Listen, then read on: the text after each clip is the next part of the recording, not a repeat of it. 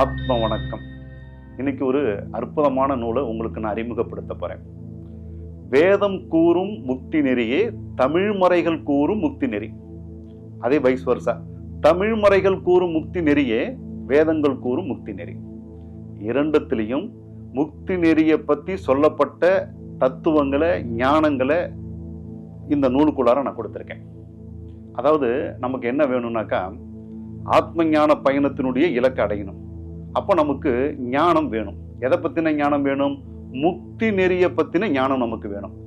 தமிழ் முறைகள்ல என்ன இருக்குதோ அதை நம்ம படிச்சிடும். உதாரணத்துக்கு திருவாசகத்துல, திருமந்திரத்துல, தேவாரங்கள்ல, அதுக்கப்புறம் ஏனைய தமிழ் முறைகள்ல இருக்கக்கூடிய ஞானத்தினுடைய சரெல்லாம் எடுத்து நம்ம என்ன பண்ணிடுவோம்? படிச்சிருவோம். வேதங்கள்லயும் நிறைய இருக்குது முக்தி நெறிய பத்தி, உபநிஷங்கள்ல இருக்குது. அப்ப அந்த வேதங்கள்ல முக்தி நெறிய பத்தி என்னென்னலாம் சொல்லியிருக்காங்களோ அதையும் எடுத்து நம்ம என்ன பண்ண போறோம்?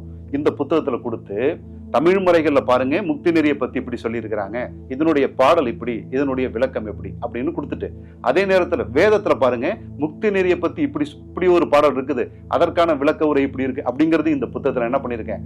சேர்த்து கொடுத்திருக்கேன். அப்ப ஆத்ம ஞானத்தை நோக்கி பயணம் செய்யக்கூடிய ஒரு சாதகர் இந்த நூலை படிக்கும் போது, ஓ, வேதத்துல இதைதான் சொல்லியிருக்காங்க, தமிழ் முறைகள்லையும் இதை தான் சொல்லியிருக்கிறாங்க அப்படின்னு அவர் புரிஞ்சுக்கிட்டு அதை உணர்ந்து இந்த ஆன்மீக பயணத்துல பயணம் செய்யும் பொழுது இரண்டு ஞானங்களும் உள்ளுக்குள்ளார கலந்துருதா. அப்ப அவருடைய பயணம் விரைவானதாக இருக்கும், பாதுகாப்பானதாக இருக்கும், எளிதா இருக்கும். அப்ப நிச்சயமாக ஆன்மீகத்தினுடைய இறுதி இலக்கான முக்தி அவரால் அடைய முடியும்.